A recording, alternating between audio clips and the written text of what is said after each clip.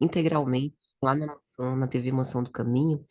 E é tão interessante a gente reassistir esse vídeo depois desses processos que a gente passou.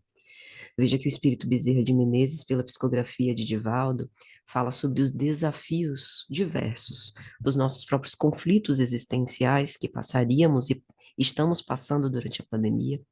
Fala sobre os desafios de trabalho, dos processos de evangelização nas casas espíritas e dentro dos nossos lares, dos conflitos de convivência, sobretudo dentro do ambiente das nossas casas. E nesse trecho que a gente separou, a primeira coisa que ele nos recorda é do amparo. Nós não somos folhas secas sossobrando ao sabor do vento. Nós estamos amparados. Há uma espiritualidade amiga, atenta aos processos de transição planetária pelo qual nós estamos passando, mas é imprescindível o nosso esforço de sintonia, como Bezerra de Menezes faz questão de asseverar.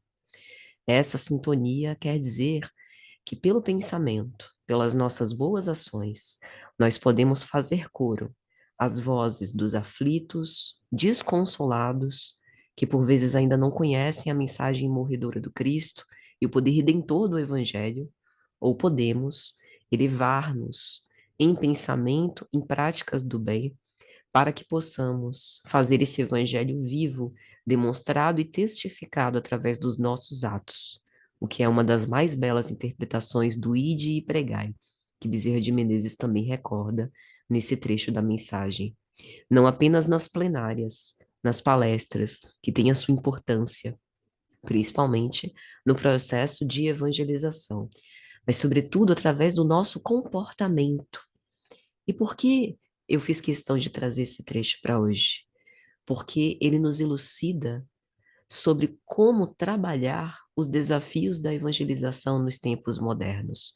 Talvez nunca como antes, num momento de crise, em que nós somos desafiados a buscar soluções criativas, em exercitar a escuta para os próximos mais próximos, para os próximos que estão necessitados de orientação e carinho, como as crianças, que a gente sabe que não são folhas em branco, que são espíritos reencarnados, mas que no período da infância necessitam da nossa orientação, do nosso cuidado, da consideração para as suas aflições.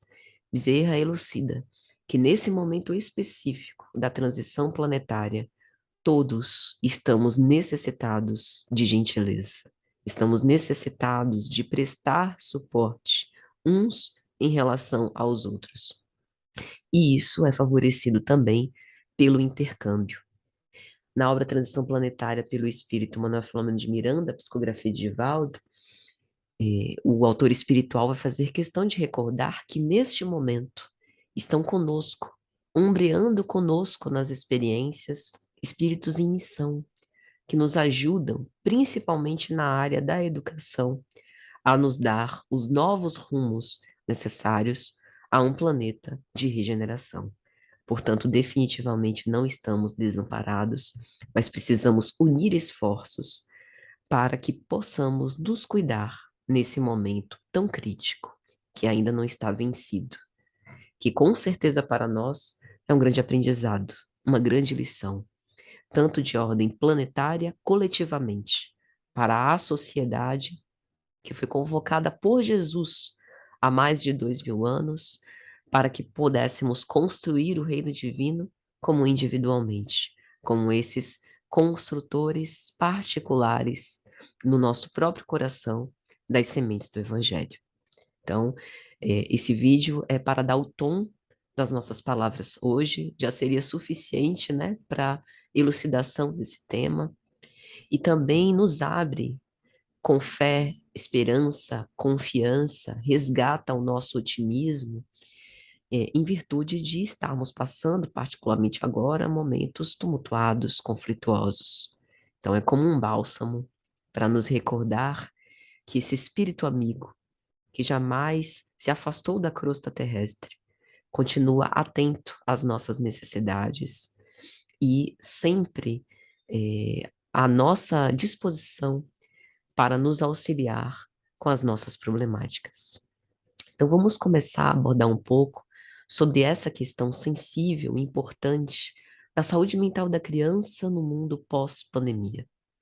E a gente vai começar com um caso típico, que pode ser o caso da sua criança, daquela que está na sua casa, de uma criança que você acompanha, né? Você que é evangelizador, é professor, na sua família, uma criança que você conhece ou fora dela, né? Uma criança ou uma adolescente que não passa mais de 2 horas fora do quarto há mais de 2 anos, que sai apenas para ir para o banheiro, comer e mais nada. Que a gente fica preocupado com o estado emocional porque fala pouco, perde o sono, se mostra mais ansiosa e inquieta. Mudou seu comportamento por conta desse período de isolamento social, que talvez não se sente estimulada para conversar com as pessoas que moram na sua casa, que demonstra alguns sinais de ter perdido o interesse em fazer contatos com os amigos do seu prédio, da sua escola, da sua rua, do laço social em que vive, que aumentou a quantidade de horas plugada no smartphone. Por mais que a gente coloque controle parental, limitação de horas, né, utilize esses diversos mecanismos existentes para a gente controlar esse consumo, parece um hábito vicioso que foi desenvolvido, em que esse serzinho, por vezes, se coloca atraído em relação às telas e prefere ver séries ou outras atividades do que lidar com gente. Por que que eu traço esse caso? É um caso típico de mais de dezenas de milhões de jovens brasileiros impactados por esse isolamento social e que hoje buscam ajuda nas casas espíritas, através dos profissionais muito competentes da medicina, da psicologia, para tentar retornar ao que nós nos acostumamos chamar o novo normal, que vai sendo retomado aos poucos. E diversas razões precisam ser levadas em consideração para essa mudança de comportamento.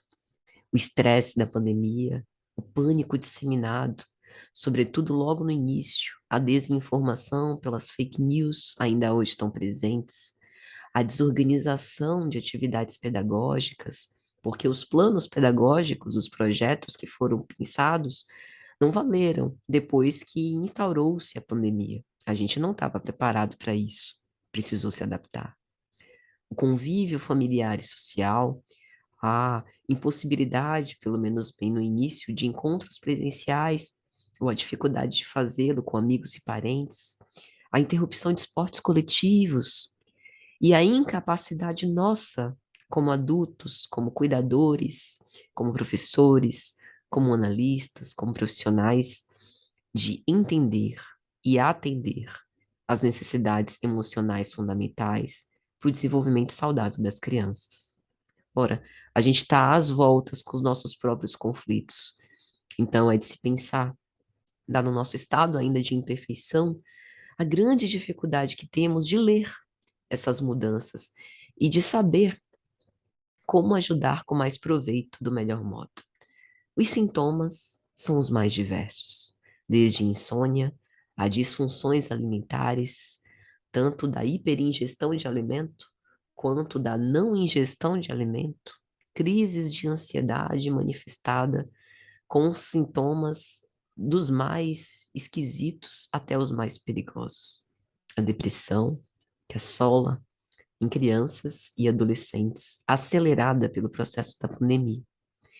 E algumas vezes também está presente o reaparecimento de certos comportamentos já superados, que a gente chama na psicanálise de regressão, como, por exemplo, o urinar na cama, enurese noturna, ou pedir para dormir com os pais, que por vezes a gente acha que é uma infantilidade, uma criancice, mas por vezes é um pedido de ajuda por conta do medo que não tem sido bem enfrentado. E mesmo crianças bem pequenas sempre são afetadas, porque o Espiritismo nos elucida que as crianças, melhor, os espíritos reencarnados na fase infantil, respiram o clima psíquico do lar.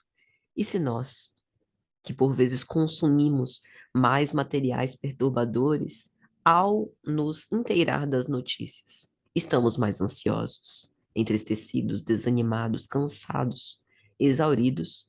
Necessariamente isso é, de alguma forma, também transferido para as nossas crianças. Então, mesmo as mais pequenas, que a gente acha que não tem consciência do que está acontecendo, podem ser afetadas, seja pela quebra abrupta da rotina, né? Seja por mudanças no nosso comportamento enquanto adultos e no ritmo da casa. Então, a pandemia instaurou uma espécie de padecimento público, sentido de um modo sumamente particular, porque as condições sociais, econômicas e inclusive de concepções religiosas alterou, né, a forma como nós vivemos a pandemia. Não temos dúvida disso. A pandemia vivida em ambientes de miserabilidade econômica é muito mais drástica e severa, sobretudo no que diz respeito à saúde mental, pouco priorizada, às vezes até ignorada.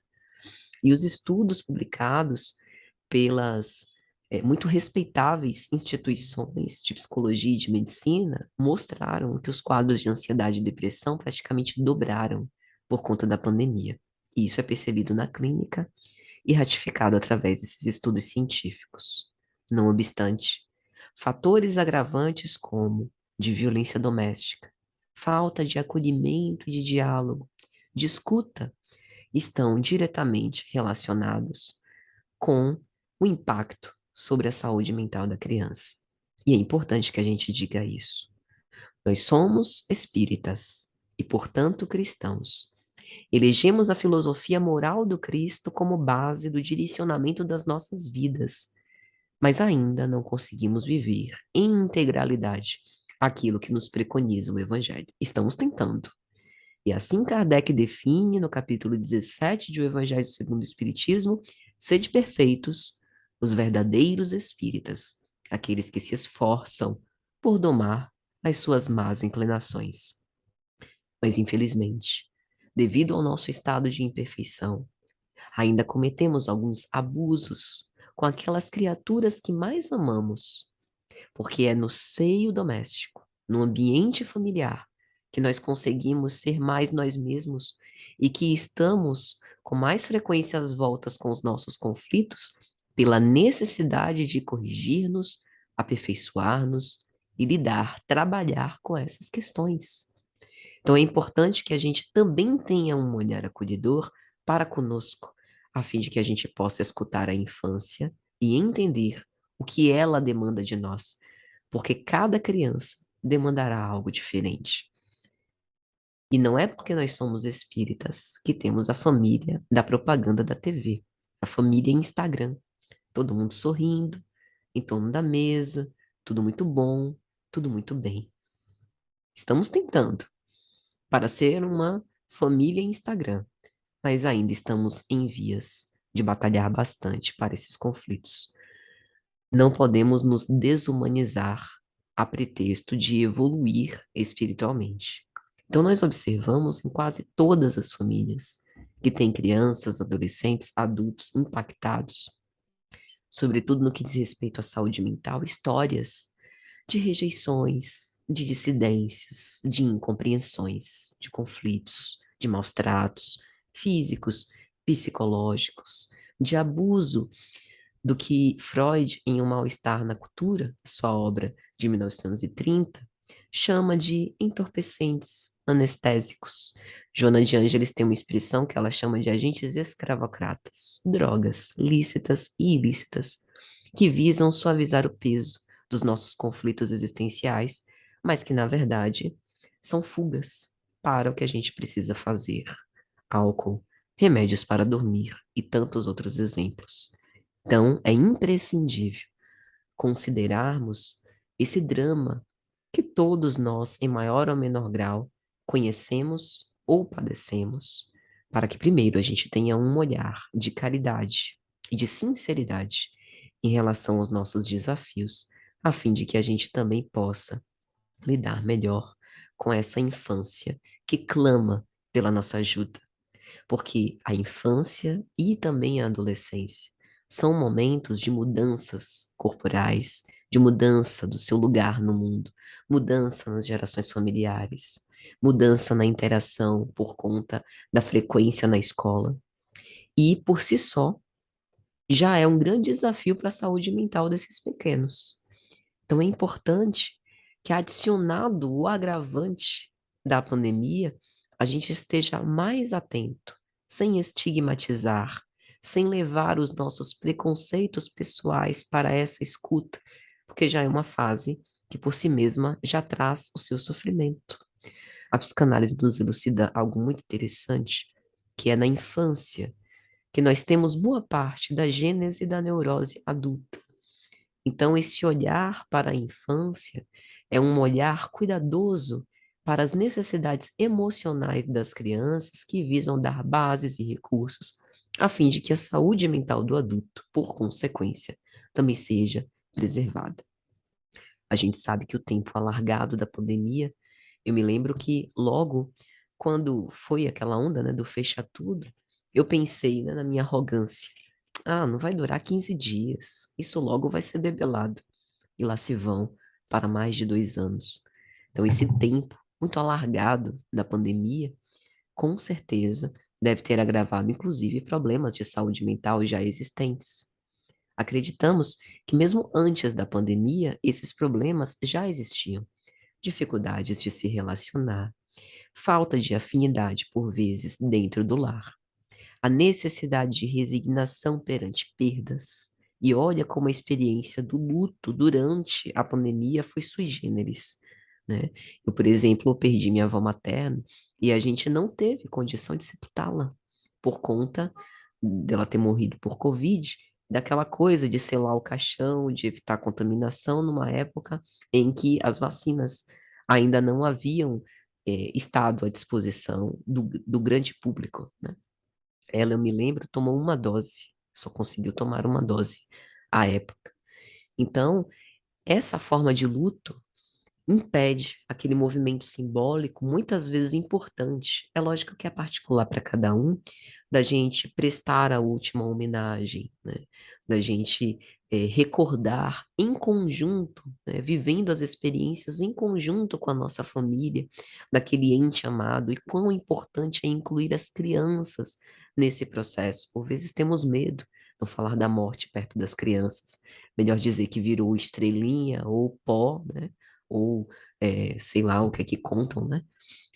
No espaço sideral, e a criança, no auge do seu pico imaginativo, fica por vezes se questionando por que que estão inventando história para simplesmente dizer que a avó, o avô, o parente querido não quis mais a presença dela e a abandonou, sempre tomando para si como responsável por aquela perda. Então, incorporá-la a esses processos, a criança, é de fundamental importância, inclusive para resguardar a sua saúde mental, dar espaço para que ela manifeste, para que sejam validados seus sentimentos, suas impressões, a fim de que, inclusive, em quadros de ansiedade, depressão, tentativas de suicídio, a criança seja capaz de sentir confiança em se abrir para aqueles com os quais convive e que, por vezes, não reconhece esse espaço acolhedor, esse ambiente acolhedor, né? Por vezes, esse ambiente familiar é sentido pela criança como hostil. Não necessariamente que ela esteja sendo violentada, maltratada. Por vezes, os pais até se surpreendem com essa leitura como um ambiente hostil. Eu amo meu filho. E como profissional, não tenho dúvidas disso, mas sentindo como hostil por conta desse silenciamento por vezes imposto, por conta daquela velha pergunta que a gente costuma trocar: como vai você? Como você sentiu isso? Você se incomoda? Quais são os seus medos, os seus anseios, as suas perspectivas, dividindo com as crianças esses receios, logicamente numa linguagem adaptável ao que elas conseguem processar. Eu me humanizo. E eu, que muitas vezes sou o cuidador dessa criança, um cuidador que ela vê com olhos fantasísticos, imaginativos, né? Com uma capa de supermulher, de super-homem, de super-herói, mas que quando ela me vê padecer, preocupar, chorar, sofrer. Isso também mostra a ela que ela também tem o direito de expressar esses sentimentos que, por vezes, não são agradáveis do ponto de vista social, nos causam vergonha, são excluídos numa sociedade que preza a felicidade a qualquer custo, inclusive a custo da própria saúde mental dos indivíduos. Então, o quanto essa humanização é importante.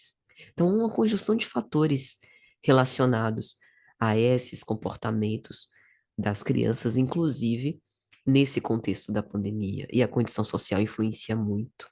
A dimensão familiar tem um peso muito grande. Os sentimentos de tristeza, de desesperança, de baixa autoestima, as experiências adversas, pregressas e vividas durante a pandemia, né, por pessoas que são os pais, que sejam pessoas próximas, o enfraquecimento dos vínculos dos amigos por conta desse distanciamento social imposto, né? A exposição a certas hostilidades, a certas agressividades assim sentidas pela criança. A própria geração dessas crianças e adolescentes de hoje, que genericamente falando, têm sido estudadas como caracteristicamente com menos recursos para lidar com frustrações e adversidades, com menor resiliência, com dificuldades em adiar o prazer, elegendo sempre o imediatismo. Então, reforçado é o nosso dever de, nesse processo de evangelização, de cuidado, de carinho, de atenção às suas necessidades, oferecer espaço para que desenvolvam esses recursos, como escutando aquilo de que elas têm necessidade, por trás da birra infantil, por trás da sua agressividade, pode ter um sentimento inconfesso e um pedido de ajuda que eu preciso começar a aprender a ler e escutar, me colocando empaticamente na sua condição, validando que ela, mesmo sem as minhas grandes responsabilidades de adulto, também padece desse flagelo que não poupou a ninguém, rico, pobre, preto, branco, índio, em qualquer religião, todos fomos, de algum modo, afetados pela pandemia. E essa retomada agora, seja do espaço escolar, seja da evangelização no centro, como uma forma, inclusive, de apoio à saúde mental dessa faixa etária, é fundamental para essa infância. A gente ouve sempre muitas queixas, né, das crianças sobre aqueles que puderam acompanhar as aulas online ou permanecer com interação com os amiguinhos à distância, mediados pela tecnologia. Mas quão pior não foi para crianças e adolescentes que vivem, né, na faixa da miséria, que precisam estudar em escolas públicas que a gente sabe por vezes não tem o recurso das instituições de ensino privado, que ficaram longos períodos sem aula, tiveram inclusive a parte da instrução formal prejudicada por isso, que só aumenta o abismo social. Então, a Covid-19 de fato gerou um impacto severo na saúde mental e física das crianças e adolescentes, e é importante a gente falar também sobre esse papel social, importantíssimo e intransferível, da casa espírita, nas atividades infantis e da escola, sobretudo. A escola é um laço social importantíssimo para crianças e adolescentes. Por quê? Porque eu saio, ou além das portas da minha casa, passo a conviver com outras crianças e adolescentes vindas de culturas diversas. E às vezes os pais temem disso influenciar as crianças para que elas passem a tomar decisões definitivas para a sua vida por conta de algo em relação a que não tem o menor controle. É importante, quanto mais diversidade com a qual a criança conviver, melhor para o seu repertório de resiliência perante as adversidades, de respeito e de amor ao próximo, de tolerância, de paciência, tolerância com o contraditório, tolerância com a rejeição das suas expectativas, para que ela possa ver a vida por outras óticas, por outros espelhos, por outros olhares, por uma diversidade, por vezes religiosa, por uma diversidade de condição social, uma diversidade de pensamento, para que ela possa respirar climas psíquicos diferentes do seu ambiente familiar. E isso é extremamente proveitoso. Isso vai forjando o caráter infantil e vai também despertando pendores desse espírito imortal reencarnado. Daí a importância do olhar dos pais. Essa é a função, né, dos pais terrenos, de observar esses pendores. Assim nos elucida o Evangelho segundo o Espiritismo. Tem uma mensagem muito interessante quando vai falar da ingratidão dos filhos. Se eu não me engano, é Santo Agostinho quem escreve dizendo: serás responsável pelo fato de ter deixado passar certas inclinações sem o cuidado necessário para administrar e orientar aquela criança, aquele adolescente, pelo melhor caminho. De outro modo, também terás o mérito, né? Se colherdes os frutos mais tarde por eles terem seguido os seus conselhos. Mas se destes bons conselhos e eles não ouviram, aí ficarão por si mesmos. Vossa tarefa terá sido feita. Então, em especial no ambiente da pandemia, em que a gente convive mais dentro de casa, né? A gente tem passado, a gente passou por essa experiência e no pós-pandemia, é como se a gente tivesse um pós-estresse, né? Um estresse pós-traumático, digamos assim. Não estou aqui fazendo a diagnose, né, do estresse pós-traumático, mas fazendo uma analogia, porque nós estamos nos readaptando a uma nova forma, né? E essa readaptação precisa de tempo, é feita à maneira de cada criança, à maneira de cada família. Para algumas das crianças mais vulneráveis, especialmente do sexo feminino, especialmente nessa faixa da linha da pobreza, isso pode ter consequências, inclusive, mais duradouras. As alterações nas rotinas diárias, marcadas pela permanência nos ambientes domésticos, gera a uma inibição por vezes desconhecida, mas o comportamento da criança mudou.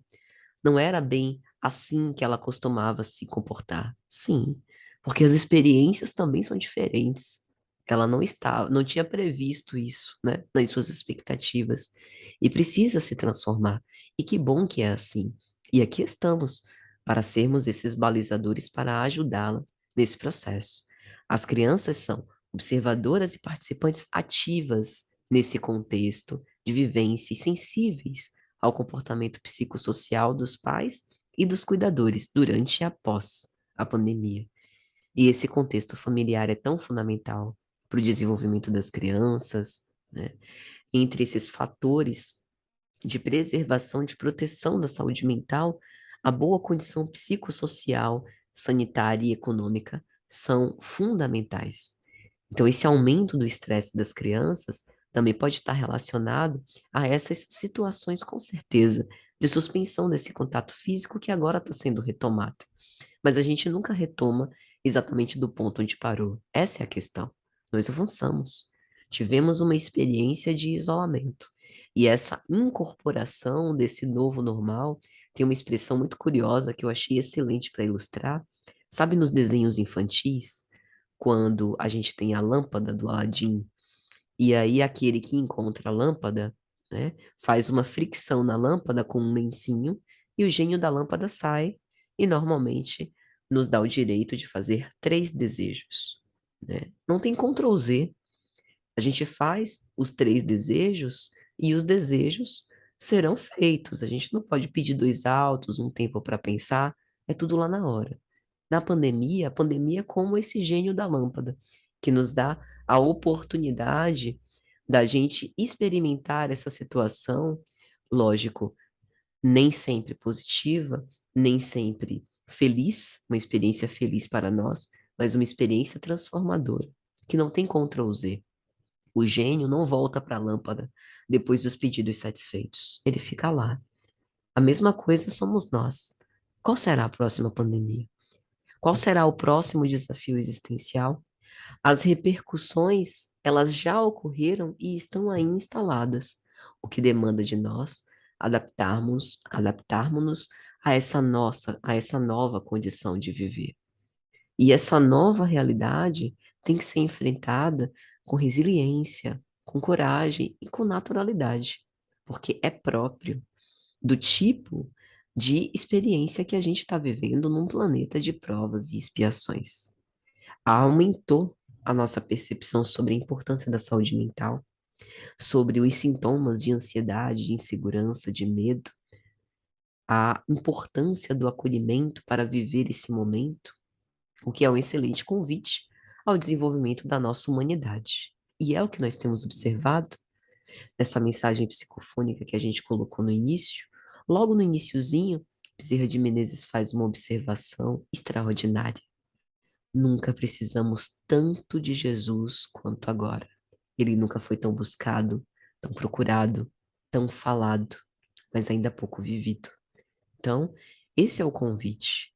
Para que ele possa ser melhor vivido, necessariamente, nós precisamos depositar no nosso coração essas sementes de esperança, de fé, de confiança, para essa prática na vivência diária do amor ao próximo, como a si mesmo. Enquanto tem os sentimentos de incerteza e de insegurança advindos do contexto da pandemia. Porque normalmente a gente espera assim, tudo bem.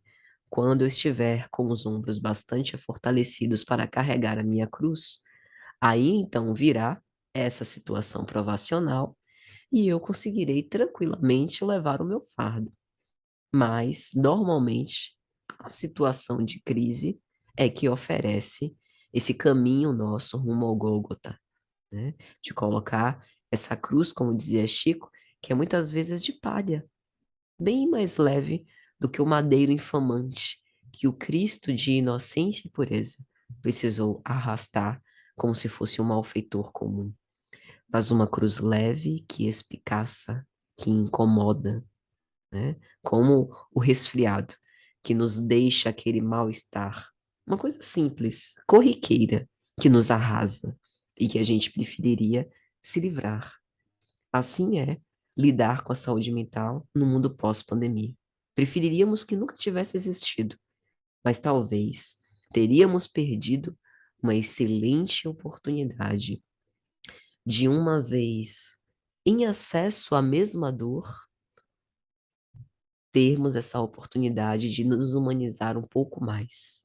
Tem uma mensagem do Espírito Lázaro, no Evangelho segundo o Espiritismo, quando ele fala sobre o dever, que ele usa essa expressão, né? Deus usa essa oportunidade de cada um de nós experimentarmos essa igualdade perante a dor, a fim de que a gente não use como justificativa, eu desconhecia os efeitos dessa prova, dessa expiação, justamente para que a gente possa se ajudar mais, sermos mais solidários, mais fraternos e nos suportarmos mais uns aos outros. Suportar no sentido de prestar suporte, no sentido de prestar auxílio, de nos ajudar, de atender mutuamente as necessidades psicológicas tão necessárias ao ser humano, o de sentir-se aceito, de sentir-se compreendido, de ter relações próximas, estáveis, né, duradouras, seguras, da gente exercer a nossa autonomia, né? Então, é importante atender a essas nossas necessidades psicológicas em primeiro lugar para nós, a fim de que a gente também possa cuidar dessa saúde mental das crianças. E é lógico que medidas muito simples podem ser adotadas para nos ajudar a manter esse ambiente de estabilidade, de estruturação, de organização do nosso ambiente doméstico, para evitar esse ambiente caótico e estressor, para oferecer mais suporte e segurança às crianças. Talvez com a pandemia, os nossos conceitos de lar tenham sido atualizados, né? Aquela brincadeira que a gente faz, as atualizações foram feitas, né? O que significa o lar acolhedor, o lar onde há amor, onde a gente conversa, onde a gente convive, onde a gente olha no olho, onde a gente consegue lidar com as diferenças, para que a gente possa se amar, dividir responsabilidades, usufruir dos bônus, mas também dividir os ônus. E é tão simples. Organizar espaços dentro de casa, cômodos específicos, os cantos, né, os cantos de casa para diferentes finalidades, O cantinho do trabalho, o cantinho do estudo, o cantinho do lazer, colocar pausas em nossas atividades para que a gente possa conversar, sentar na mesa, contar como foi o dia, escutar as necessidades, seja no momento do evangelho, no momento das refeições, qualquer que seja, para que a gente volte com esse tempo de qualidade. É como se a pandemia tivesse feito, a pandemia fosse como o caminhão, né? Um caminhão que o motorista pisasse no freio. Peraí, eu vou dar um freio de arrumação aqui nessa situação, que tá todo mundo muito ansioso, isso em 2020, né? Achando que vai viajar para o exterior no final do ano, estão achando que vão se casar, estão fazendo aí muitos planos. Vamos dar um freio de arrumação, parar um pouco com essas inquietações para fora, para visitar as inquietações para dentro. E aí, necessariamente, a gente precisou voltar o olhar para dentro, nem sempre de modo pacífico, né? Para que a gente pudesse desenvolver de uma forma criativa como lidar com aquela situação. E agora, nesse retorno, a gente vai voltar do mesmo jeito? O que que a gente aprendeu com essa pandemia? A saúde, ela realmente está em primeiro lugar. Os cuidados que nós devemos ter com os nossos pensamentos, com os nossos sentimentos, com as nossas emoções, é importante, deve ser priorizado.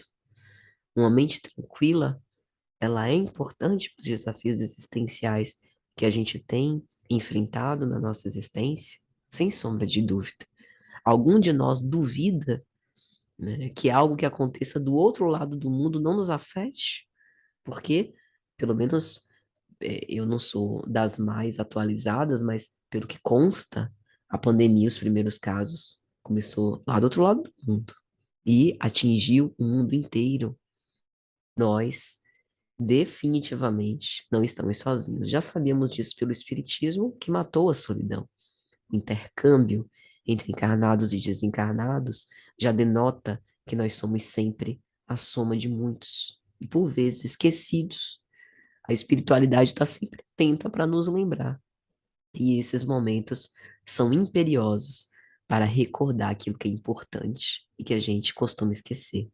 Então, a necessidade de estabelecer uma comunicação positiva com as crianças. O que é isso? Dar a elas tudo o que quiserem, sem fazer filtro, só para agradar, com medo de decepcionar? De modo algum. Mas considerar as suas demandas. Eu posso considerar sem atender. Como é que é isso? Mamãe, eu quero hoje almoçar brigadeiro. Eu vou deixar? Não, eu quero bem, né? A criança. Então eu vou ouvir. Por que que você quer almoçar brigadeiro? Ah, mamãe, porque eu tô enfadada, todo dia a mesma coisa, queria comer alguma coisa diferente. Negocia dentro da forma de educar, dentro da dieta da criança, das condições específicas do caso. Mas se não for o caso, nega. Olha, eu considero, né, o seu enfado. Eu prometo que a gente vai, né, inserir na sua alimentação outros alimentos saudáveis, nutritivos, que você goste mais, para que você não fique, né, com, com esse desagrado, se sinta estimulada a comer. Mas eu não posso permitir, pelo amor que eu tenho a você, pelo cuidado com a sua saúde, que hoje você almoce brigadeiro. Você consegue entender a mamãe, né? Consegue entender a minha preocupação?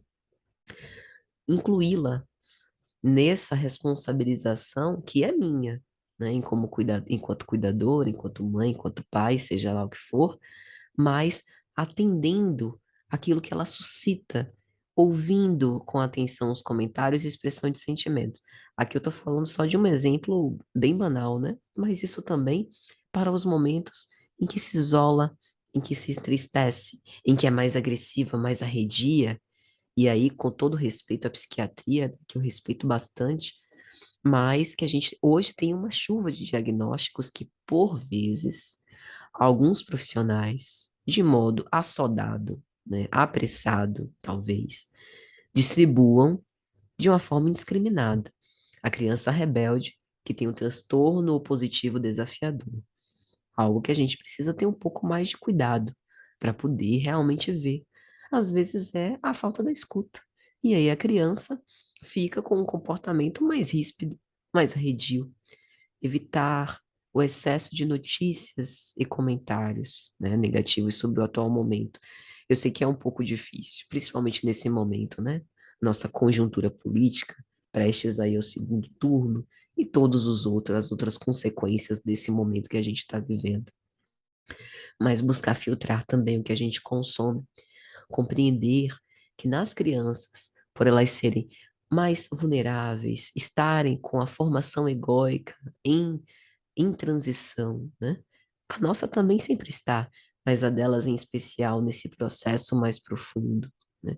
Podem surgir ou acentuar algumas dificuldades funcionais, dificuldade com sono, com alimentação, né? Dificuldades comportamentais, ou mesmo regressões, falas infantilizadas, né?